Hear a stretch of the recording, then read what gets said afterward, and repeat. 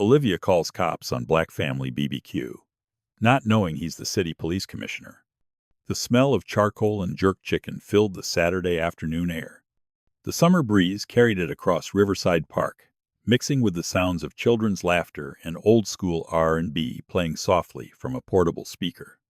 It was the kind of day that made you grateful for family, for sunshine, for the simple pleasure of good food shared with people you love. Then came the voice. "I'm calling the police.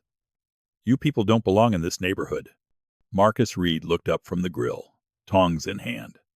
His daughter, Maya, froze mid-scoop over the potato salad, the serving spoon suspended in the air. The laughter from his extended family died like someone had cut the power to a speaker system. One moment there was joy, and the next, that familiar tension that every black family knows in their bones. Olivia Thornton stood 10 feet away, tennis whites crisp and pristine, designer sunglasses reflecting the June sun like mirrors. Her phone was already raised, camera pointed directly at them, the red recording light blinking steadily. Her voice carried across Riverside Park like a bullhorn, sharp and authoritative. "This is a private community park," she announced, her chin lifting with practiced indignation. "I've never seen you here before. Asterisk, asterisk. Before we go deeper into this story, take a second and hit that subscribe button. Give this video a like, and let us know where you're watching from. I'm curious to know how far these stories travel. Asterisk, asterisk. These real-life stories, these black stories of belonging, challenged in public spaces, happen every single day across America, in parks and pools and parking lots and grocery stores. Have you ever been told you don't belong somewhere you had every right to be? Have you ever felt the weight of someone's assumptions pressing down on your shoulders before you even said a word? Marcus set down his tongs carefully, the metal clinking softly against the grill's edge. He wiped his hands on his apron, the one that said, "Grill Sergeant" in faded letters from years of use at family gatherings just like this one. His cargo shorts and Howard University t-shirt suddenly felt like evidence against him, like exhibits in a trial he never asked to be part of. "Ma'am, we reserved this space 3 weeks ago," he said, his voice staying level, practiced, calm, in a way that came from decades of navigating moments exactly like this one. "Confirmation number's on the permit right there." He gestured to the laminated paper, clipped to the picnic table, secured under a small rock so the afternoon breeze wouldn't carry it away. Park Services had emailed it on May 28th. The details were crystal clear. Reservation confirmed. Grill Area C. June 17th, 1 p.m. to 6 p.m. $50 deposit paid in full. Olivia moved closer, circling the gathering like a predator assessing prey, her white tennis shoes barely making a sound on the grass. Her phone stayed up, recording every second. She narrated for her video, her voice theatrical. "Illegal barbecue, possibly stolen equipment, no supervision of minors near the water," she declared, each accusation more absurd than the last. Maya's hand went to her own phone instinctively. At 16, she knew the drill. Record everything, document the moment. Her fingers trembled slightly as she opened the camera app, her eyes meeting her father's for just a second before focusing on the woman who had turned their celebration into a crime scene. "Those permits can be faked," Olivia said, barely glancing at the document Marcus had pointed to. She didn't touch it, didn't read the confirmation number, didn't acknowledge the official Parks and Recreation seal embossed in the corner. The evidence didn't matter. She had already decided what she was seeing. Marcus's brother-in-law, Terrence, stood up from the cornhole game, the beanbag still clutched in his hand. His jaw was tight with frustration. "Man, we got every right to be here. Look at the sign right there."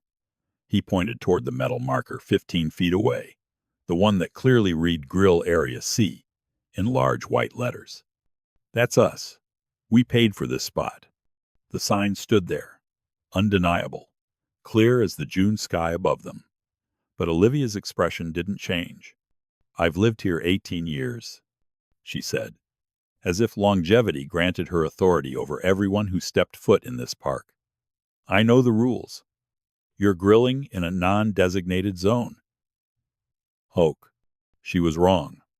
The signage couldn't be clearer, but facts didn't seem to matter. Marcus watched her body language carefully, the way cops are trained to watch. She positioned herself between his family and the parking lot exit, as if blocking an escape route they might need. When she spoke, she did it slowly, loudly, enunciating each word like Marcus might not understand English. Do you have permission to be here? A white jogger in Lululemon slowed on the path 30 feet away, watched for half a minute, then continued jogging. Didn't stop, didn't intervene, didn't ask if everything was okay. Just watched. At a distant picnic table, another white couple whispered to each other, their phones coming out.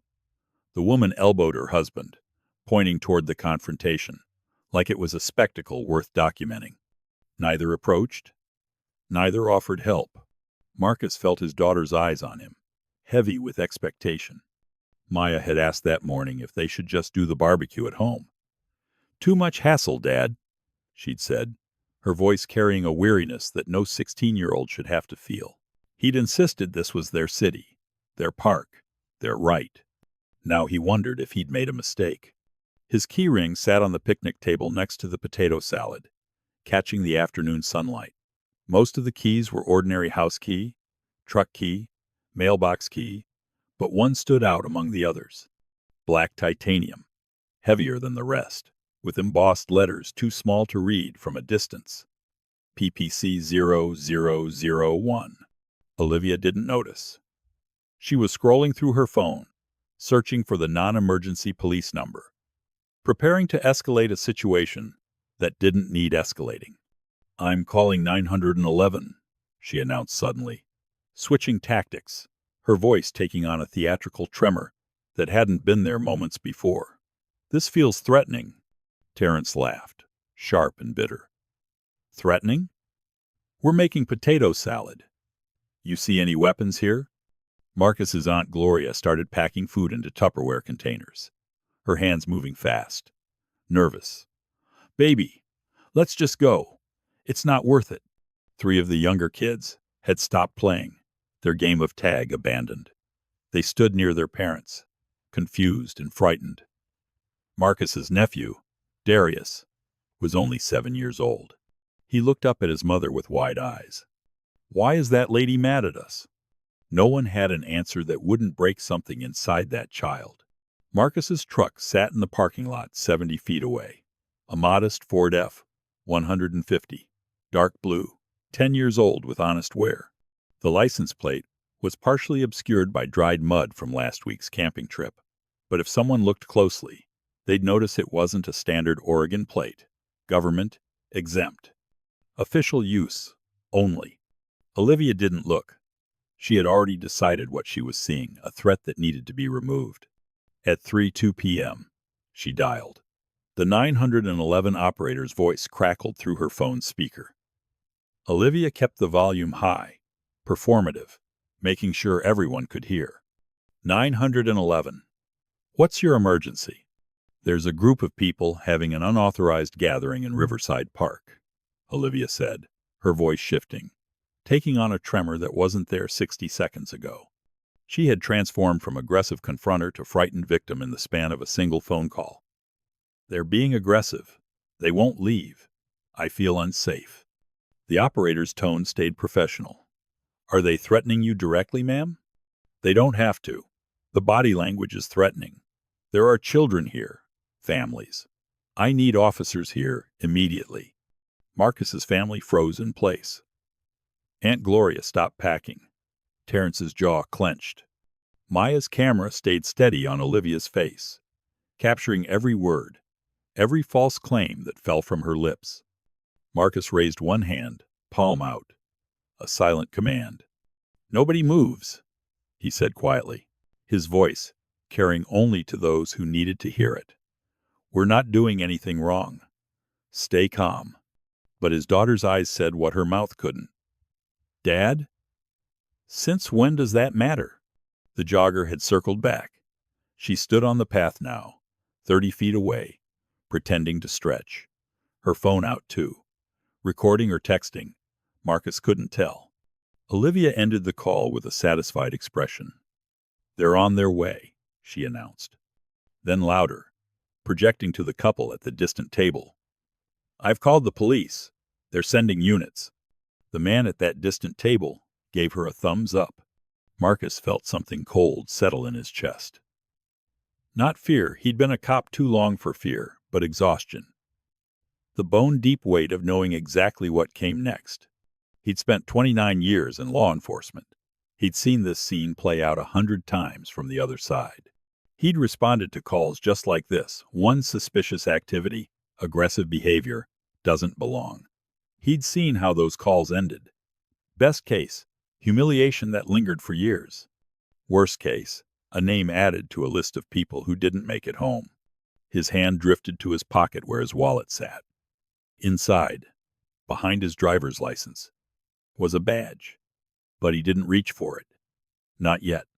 Because this moment wasn't about him. It was about every black family who didn't have a badge. Every gathering that got interrupted by someone's assumptions. Every permit that got ignored because documentation doesn't matter when prejudice has already reached its verdict. He needed to let this play out, so Maya could see, so the cameras could record, so the system could reveal itself. Then he'd show his cards. The patrol cars arrived at 3:11 p.m., 9 minutes after the call. 2 vehicles, 4 officers, 3 white, 1 Hispanic, their lights not flashing but their presence undeniable. They parked at angles that blocked the lot exit, a tactical positioning that Marcus recognized immediately. He watched them approach, hands near their belts, eyes scanning the gathering like they were entering a hostile situation. They walked with the kind of caution reserved for actual dangers, not families eating potato salad. The lead officer, a white man in his 40s with a military haircut and rigid posture, took point. His nameplate read, Garrett. "We got a call about a disturbance," Officer Garrett said, his voice carrying automatic authority. "Who's in charge here?" Olivia rushed forward before Marcus could respond, her relief visible. "Thank God you're here. They've been here for over an hour, cooking illegally, ignoring my request to leave. I've told them multiple times this is a private community park." Officer Garrett's eyes swept the gathering, counted heads, noted the grill, the tables, the kids standing frozen near their parents. His hands stayed near his belt. "Sir," he said, looking directly at Marcus now, "do you have permission to be here?" Marcus kept his hands visible, palms open, non-threatening. Every movement deliberate, every gesture calculated for survival. "Yes, officer. Permits right there on the table. Confirmation emails on my phone if you need them." Officer Garrett approached the table, picked up the laminated permit. Read it for exactly 5 seconds. Not long enough to actually verify anything, just long enough to appear thorough. His eyes flicked to Olivia, then back to Marcus. "This looks okay," he said slowly, doubt coloring every syllable. "But we've had complaints about noise and smoke." "We've been here 90 minutes, Marcus said, his tone staying even, factual. "No one's complained except her. We're within permitted hours until 6 p.m. Officer Garrett shifted his weight. Behind him, the other 3 officers had fanned out across the gathering. One stood near the kids, looming over them in a way that made them shrink against their parents. Another positioned himself near Terrence. The third was filming on his body camera, the red light blinking steadily. "Still," Garrett said, his voice carrying the suggestion of an order, "maybe it's best if you pack up. Avoid further issues." Olivia stepped closer, emboldened by the officer's presence. "Exactly. There are families here. Children. This isn't the place for this kind of gathering." Marcus heard the emphasis on "this kind." Felt his jaw tighten. Forced it to relax. Asterisk. Asterisk. If you were in Marcus's shoes right now, surrounded by officers, your family being treated like criminals for grilling chicken, how would you handle it? Would you stay calm, or would you speak up? Let me know in the comments. Asterisk. Asterisk. A white man in cycling gear had stopped on the path. He'd recognized the patrol cars, pulled out his phone, and started recording. His fingers moved across the screen. 30 seconds later, he'd posted to the Riverside Neighborhood Facebook group, "Police hassling black family at Riverside. Anyone know what's happening?" The post went live at 3:16 p.m. Within 8 minutes, 47 comments appeared, a mix of outrage and suspicion. "This is ridiculous. They have a permit. If police are there, something must be wrong." Olivia Thornton strikes again. "That woman calls the cops on everyone."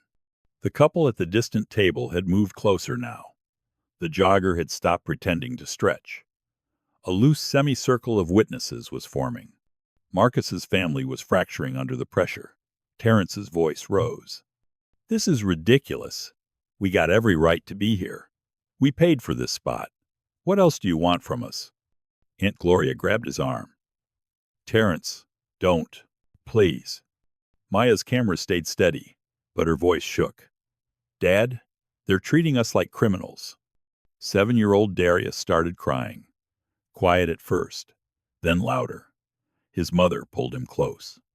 Marcus turned to his family, kept his voice low. "I need you all to trust me.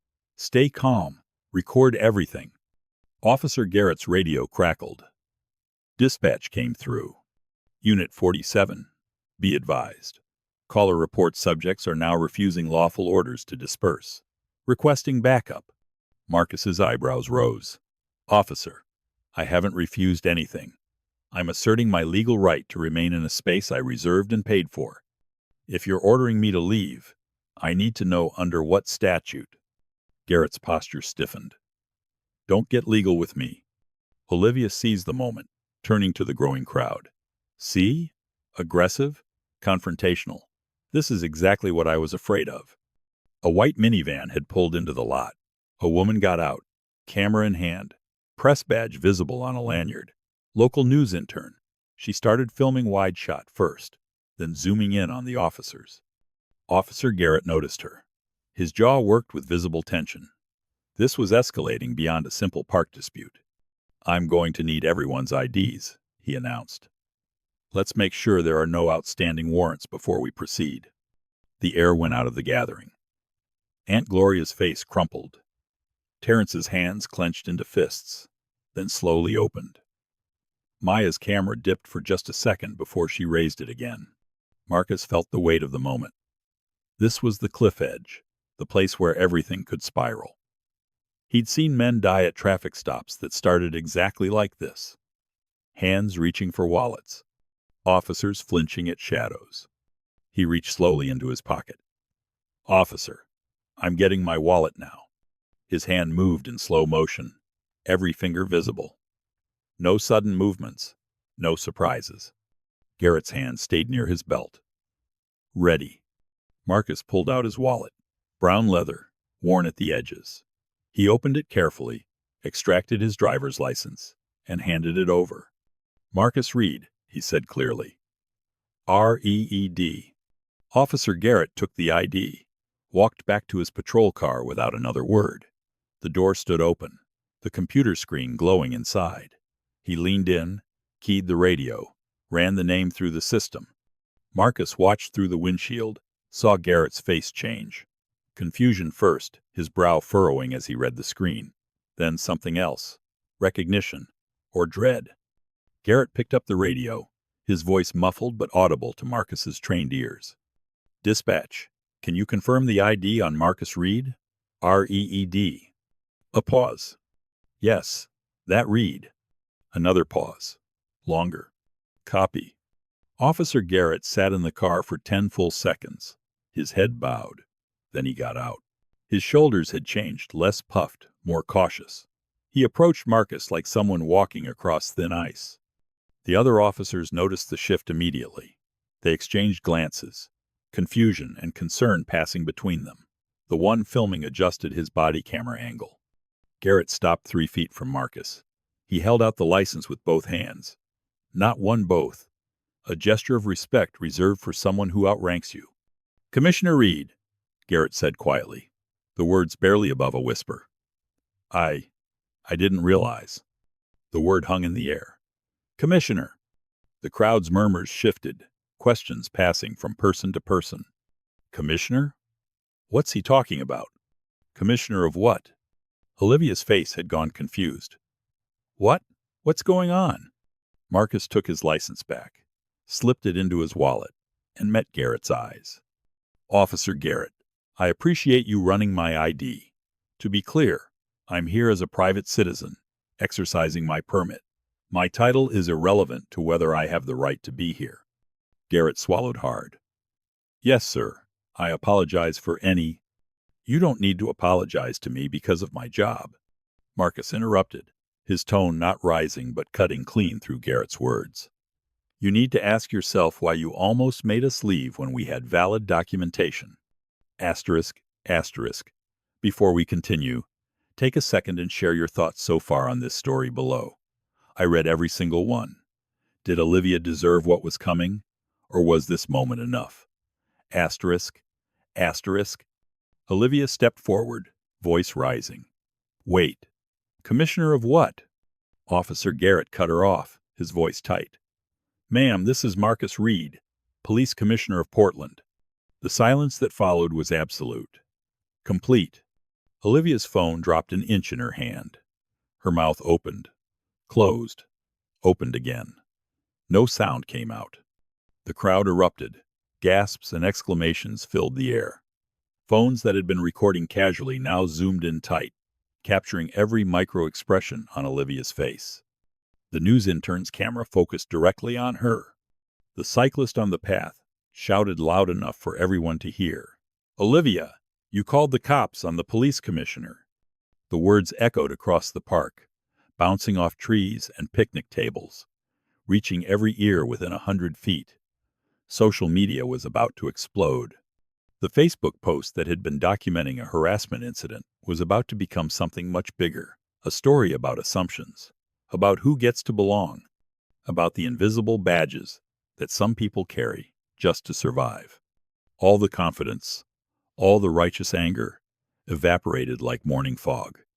Olivia looked at Marcus, then at Garrett, then back at Marcus. I didn't. How was I supposed to know? He wasn't in uniform. He didn't say anything. Marcus turned to face her fully. Miss Thornton, that's exactly the point. I shouldn't have to announce my job title to be treated with basic respect in a public park. The words landed like hammer blows. Olivia tried again. But you could have just told the officer who you were. This whole thing could have been avoided. Could it? Marcus asked. Or would you have just found another reason why we didn't belong? She had no answer. Marcus looked at Garrett. I want the body cam footage from all 4 officers. The 911 recording. Dispatch logs. Everything. Make it public record. Full transparency. Olivia made a small sound. What are you going to do with it? Marcus's expression was unreadable. Miss Thornton, I'll review everything thoroughly. We'll be in touch. She understood suddenly that every word she'd said was documented. Every false claim, every exaggeration, captured in digital clarity. This is a misunderstanding, she tried. I was just concerned for the neighborhood. I didn't mean. You meant exactly what you said. Marcus replied, his tone staying even. You said we didn't belong. You said we were illegal. You said you felt threatened by a family eating potato salad. Those were your words. Officer Garrett cleared his throat. Sir, if there's nothing else, we'll clear out. There's clearly no disturbance here. There never was, Marcus said quietly. Before Garrett left, Marcus called out.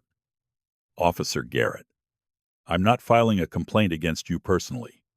You followed your training, but your training is what we're going to examine. Because a family shouldn't have to prove they belong in a space they've legally reserved. And a badge shouldn't be the only thing that makes that proof acceptable. Garrett nodded slowly. Understood, sir.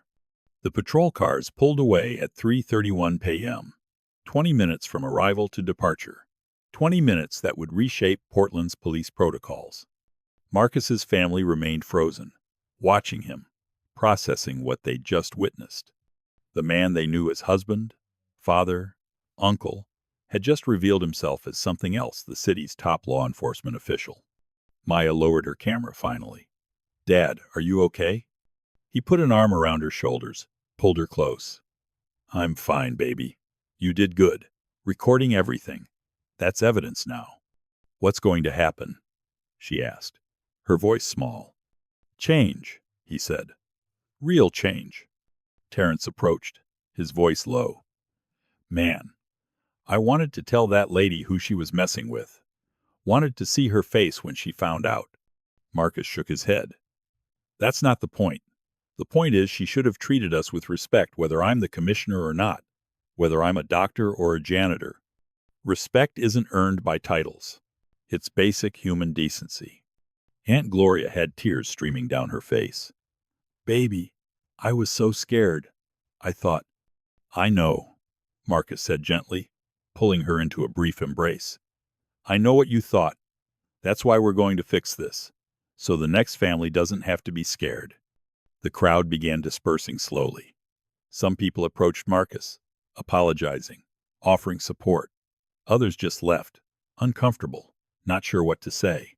The news intern approached before leaving. "Commissioner Reed, I'd love to follow up on this story if you're willing to comment." Marcus pocketed her card. "Give me a few days. I'll have a statement." Olivia stood by her car, keys in hand, frozen in place. She hadn't moved in 5 minutes, just standing there, staring at nothing. Marcus walked over.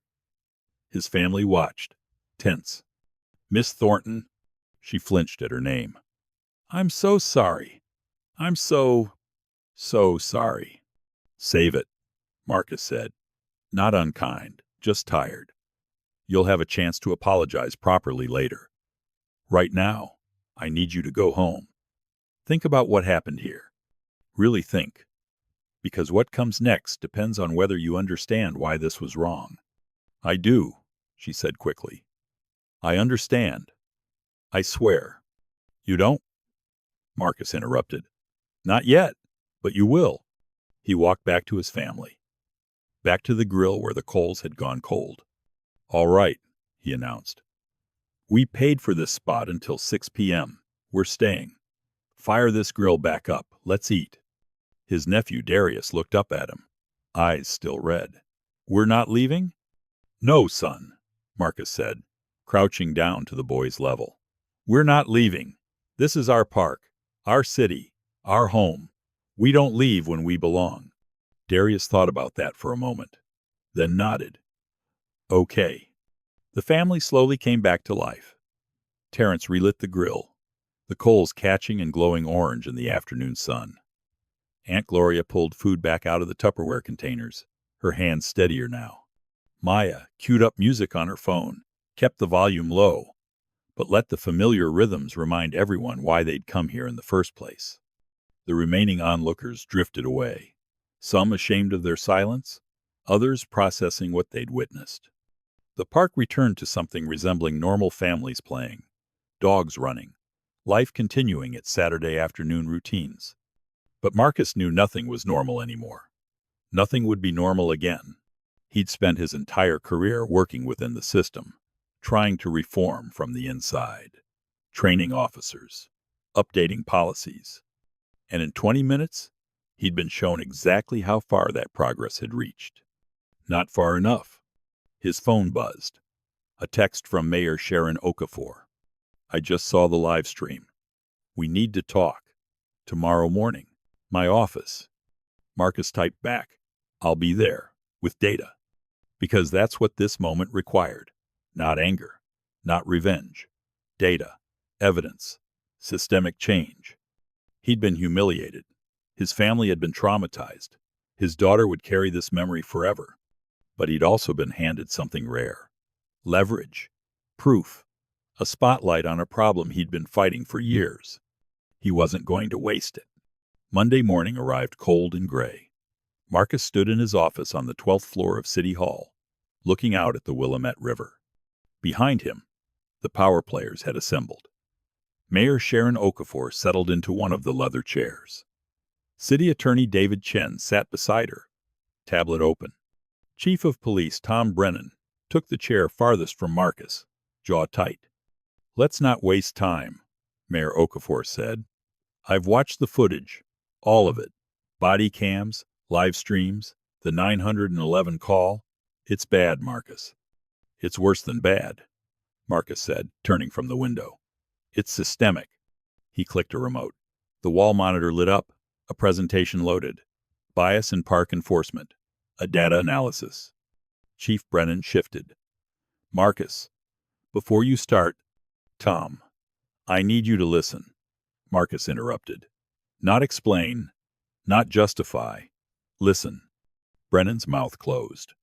Marcus advanced to the first data slide.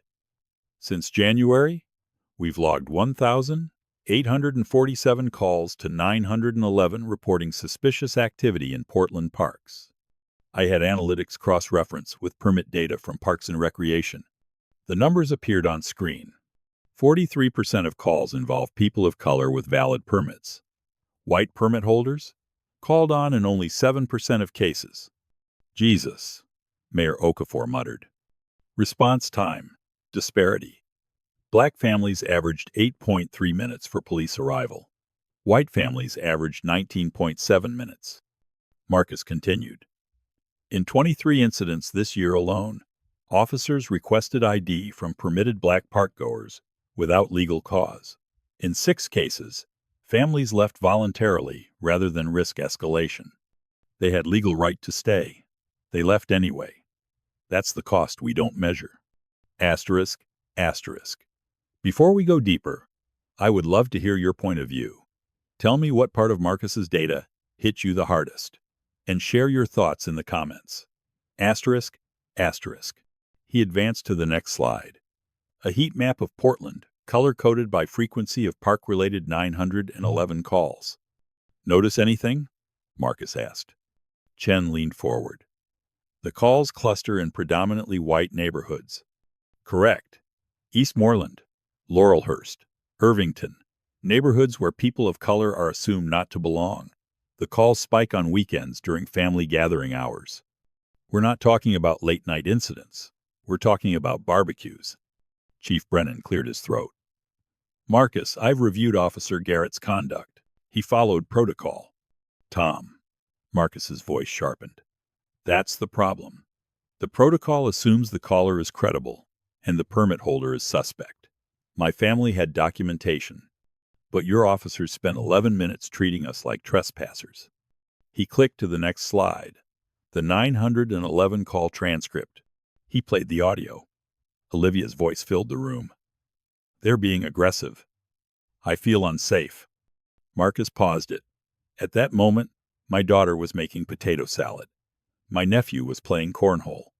But Miss Thornton felt unsafe, and the system believed her without question." Mayor Okafor rubbed her temples. "What are you proposing?" Marcus advanced to his final slide.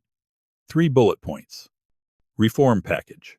90-day implementation. 1. Bias response training overhaul. External consultants. Mandatory for all officers and dispatchers. 2. Permit first protocol. Real-time verification before officer deployment. 3. Public accountability dashboard. Monthly reporting. Race disaggregated data. Full transparency. Chief Brennan stood up. "Marcus, you're talking about reallocating budget, retraining 900 personnel, building an entirely new database system. That's millions of dollars. The union will fight this." "Then we fight the union," Marcus replied. "Tom, I'm not asking for something unreasonable. I'm asking that we stop treating black families like threats. That should be the default." City Attorney Chen looked up. "Commissioner Reed, legally, we could pursue charges against Miss Thornton. False report to law enforcement.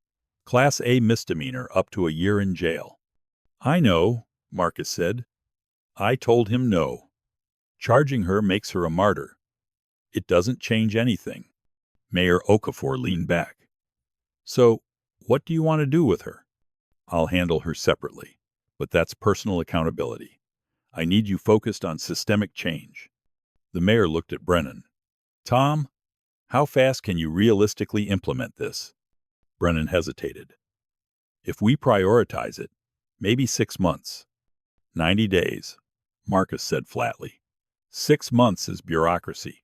Speak for let's wait until people stop paying attention. That's not realistic, Brennan protested. Tom. Marcus's voice didn't rise, but something in it hardened.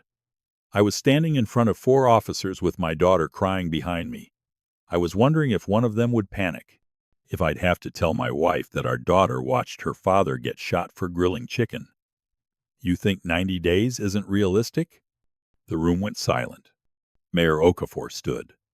Tom, you've got 90 days. Weekly progress reports on my desk. Marcus, you'll chair the oversight committee. David, draft the public statement. And Miss Thornton? Chen asked. Marcus picked up his jacket. I want her enrolled in every bias training session we create. Front row. She's going to learn exactly what she did wrong. Chief Brennan shook his head. You're giving her a way out. I'm giving her a path to redemption. Marcus corrected. Punishment is easy. Change is hard. I want hard. Mayor Okafor walked to the door.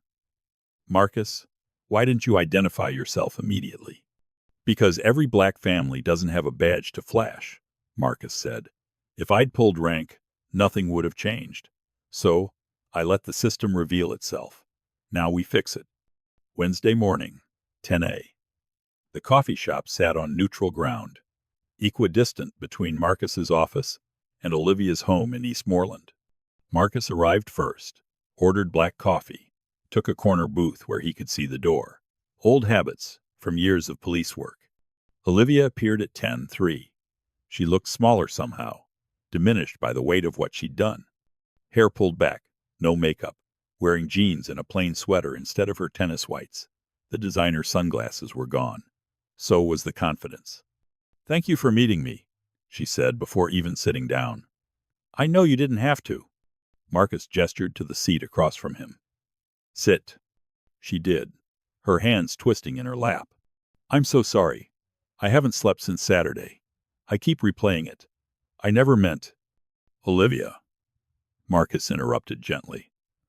I'm not here for your apology. I'm here to understand what you were thinking. She blinked. I don't know what you mean. Walk me through it, Marcus said. Saturday afternoon. You see my family. What was your first thought? Olivia swallowed. I saw a large group. Lots of people. Loud music. I thought. I didn't recognize anyone. And I've lived there 18 years. I know most of the families who use that park. You saw black people, Marcus said. Not unkindly, just stating a fact. And you assumed we didn't belong. No, Olivia said quickly. Then slower. I mean, I don't know. Maybe. I wasn't thinking about race. I was thinking about rules. I've seen news stories about crime in the parks, drugs, vandalism. I thought I was being vigilant. Vigilant, Marcus repeated. You saw children playing cornhole and you thought crime. You saw a man grilling chicken and you felt threatened. You saw a valid permit and you called it fake. Olivia's eyes filled with tears. I know how it sounds. I know how it looks. But I swear I'm not racist. I voted for Obama twice. I donate to the NAACP. I have black friends. Marcus raised a hand. I don't care who you voted for. I don't care about your donations. I care that when 4 police officers surrounded my family, you felt vindicated. You felt safer. That's what racism is. Not a burning cross. Just a phone call. Just an assumption. The tears spilled over. The city attorney wants to charge you, Marcus said, changing direction. False report to law enforcement. Up to a year in jail. $6,250 fine. It's a solid case. The 911 recording proves you exaggerated the threat. The body cam footage proves we were compliant. Olivia went white. Please, please, I'll do anything. I told him no. She froze. What? I told him I didn't want to press charges. Marcus repeated. Because sending you to jail doesn't fix anything. It doesn't change the system. It doesn't help the next family. I don't understand, Olivia whispered. You're going to do something harder than jail time, Marcus said. You're going to learn, and then you're going to teach. He slid a folder across the table. Portland Police Bureau is implementing a new bias response training program. Every officer, every dispatcher, external consultants from civil rights organizations. You're attending every session, not as a trainer, as a participant. Front row. Olivia opened the folder. 8 weeks of intensive training, 3-hour sessions, role-playing scenarios, facilitated discussions about implicit bias. You'll share your story, Marcus continued. What you did, why it was wrong, what you learned. You'll be a case study. Not to humiliate you, but so others can learn from your mistake. So the next person who picks up their phone to call 911 on a family enjoying a public park might think twice, might ask themselves what they're really afraid of. That's public humiliation, Olivia said softly, her voice barely above a whisper. That's accountability, Marcus corrected. And that's not all. You'll volunteer 100 hours with the Portland Parks Community Liaison Program. You'll help families, all families, navigate the permit system. And if I refuse, then I revisit charges. Olivia closed the folder, pressed her palms flat against it. I'll do it. I promise. Good. Because this isn't about punishing you. It's about preventing the next Olivia, the next call, the next family that has to prove they belong. She looked up at him. Why give me this chance? I don't deserve it. Marcus thought carefully. My daughter asked me something that night. She asked if they would have believed us if I wasn't the commissioner. I told her no, and she cried, because she understood that justice isn't automatic. He leaned forward. You took something from her, Olivia, her sense of safety in her own city. I can't give that back, but I can make sure other kids don't lose it the same way. For that, I need you to change, really change. I will, Olivia said. I swear. We'll see. First session is Monday. Don't be late. He left her sitting there, folder open, future uncertain. 3 months later, the reforms were complete. Mayor Okafor held a press conference in Riverside Park. Same grill station, same picnic tables. Media everywhere. Today, Portland becomes a national model for bias reduction in public services, she announced. Thanks to Commissioner Reed's leadership, we've implemented 3 critical reforms. She listed them. The training program, 847 officers completed. The Permit First Protocol, preventing 34 unnecessary police deployments in 2 months. The public dashboard live at portland.gov/park-equity, showing real-time data on 911 calls. This isn't charity, Mayor Okafor said. This is justice. Commissioner Reed turned a personal humiliation into systemic progress. That's leadership. Marcus kept his statement brief. This was never about me. It was about every family told they don't belong. If this prevents one more child from feeling what my daughter felt, it was worth it. Asterisk, asterisk. Think about this for a moment. One Saturday barbecue changed an entire city's police protocols. It makes you wonder, how many other Marcus Reeds are out there, being harassed right now, who don't have a badge to reveal? Drop your thoughts below. Asterisk, asterisk. Officer Garrett was suspended for 30 days without pay, required to complete supplemental training. His body cam footage became a training academy case study titled, What Not to Do. Olivia Thornton completed her training. All 8 weeks. Then her 100 volunteer hours. By month 3, something unexpected had happened. She was helping Spanish-speaking families navigate the permit system, teaching them their rights, advocating for them. At a city council meeting, she testified publicly. I thought I was protecting my neighborhood. I was actually perpetuating the idea that some people don't belong. I was wrong. I'm working every day to be better. Marcus watched from the back of the room. He didn't forgive her, didn't need to, but he respected the work, because change wasn't about feelings. It was about actions. And Olivia was acting differently. That was enough. 6 months passed like water under a bridge. The reforms took root, spreading beyond Portland's borders like seeds carried on the wind. Portland's Permit First protocol was adopted by 14 other cities: Seattle, Denver, Austin, Minneapolis. City councils across the country reached out, asking how to implement similar systems. The University of Oregon published a peer-reviewed study calling Reed's model Data-Driven Bias Reduction in Action. The paper was cited in academic journals, referenced in policy discussions, held up as proof that change was possible when leadership met opportunity.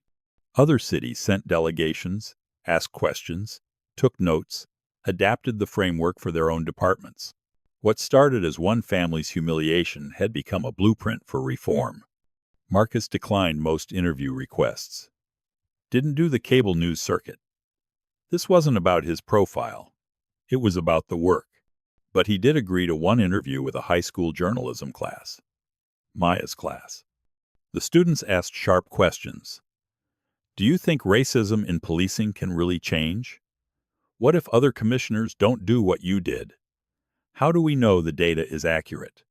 Marcus answered honestly. Change is slow. It's incomplete. It's frustrating. But it's possible. Data doesn't lie. And when you force systems to be transparent, they can't hide their failures anymore. One student raised her hand. What would you say to someone who experiences what you experienced? Marcus thought carefully. Document everything. Know your rights. Don't let anyone make you feel like you don't belong. And if you can, fight back. Not with violence, not with anger, with evidence, with persistence, with a refusal to be erased. Maya watched from the back row. She'd written her college essay about that day, titled it, When My Dad Taught Me That Power is Responsibility. She'd been admitted to Howard University, his alma mater, full scholarship. She was leaving in 3 months. Marcus wasn't ready, but he was proud. 1 year after the incident, the Reed family held their annual barbecue. Same park, same grill station. But 60 people showed up, neighbors of all races, coworkers, friends, people who'd seen the footage and wanted to show support. Olivia Thornton was there too, awkward but sincere. She helped set up tables, greeted guests, apologized to Maya directly, voice shaking. Maya accepted, hugged her briefly, then walked away. Forgiveness was still a work in progress. Marcus stood by the grill, flipping ribs. His brother-in-law, Terrence, sidled up beside him. You remember what I said that day? Terrence asked. How I wanted to tell that lady who she was messing with? Marcus nodded. I remember. I get it now, Terrence said. Why you didn't? Because it wasn't about you being commissioner. It was about her being wrong. Title or no title. Exactly, Marcus said. He looked across the gathering. Kids playing. Music soft in the background. Laughter rising like smoke. This was what belonging looked like. Not because someone granted permission. Not because a badge or title demanded respect. But because it was claimed, defended, protected by people who refused to accept anything less than dignity. His nephew Darius ran up, breathless with the pure joy that only children can sustain. Uncle Marcus, can we stay until the fireworks? We paid for the spot until 8, Marcus said. We're staying as long as we want. Darius grinned and ran back to the cornhole boards. Marcus thought about all the touching stories he'd heard over the years. All the real-life stories of injustice. All the black stories of people told they didn't belong. This was one more. Not the last. Not the most important. But one more. And one more mattered. Asterisk, asterisk. Have you ever witnessed something like this? Have you ever been told you don't belong somewhere that was yours by right? Your story matters. Share it in the comments below. Your voice deserves to be heard. Asterisk, asterisk. Asterisk, asterisk. If you believe public spaces should be safe for everyone, regardless of what they look like, Share this video. Use your platform. Make noise. Let people know that stories like this are still happening and that change is still possible. Asterisk, asterisk, asterisk, asterisk. Want to see more stories of people turning injustice into change? Subscribe to RealTales. Every subscription tells the algorithm that these stories deserve amplification. Every view, every like, every comment helps spread the message that belonging isn't a privilege, it's a right. Asterisk, asterisk, asterisk, asterisk. Thank you for watching. Thank you for caring. Thank you for being part of this community that believes in justice, in change, in the simple idea that every family deserves to enjoy a barbecue in the park without fear. Asterisk, asterisk, asterisk, asterisk. I'm grateful for every single one of you. Drop a comment, hit that like button, and subscribe to RealTales if you haven't already. Let's keep these conversations going. Let's keep pushing for a world where no one has to prove they belong. Asterisk, asterisk, asterisk, asterisk. You have more power than you think. Use it. Asterisk, asterisk,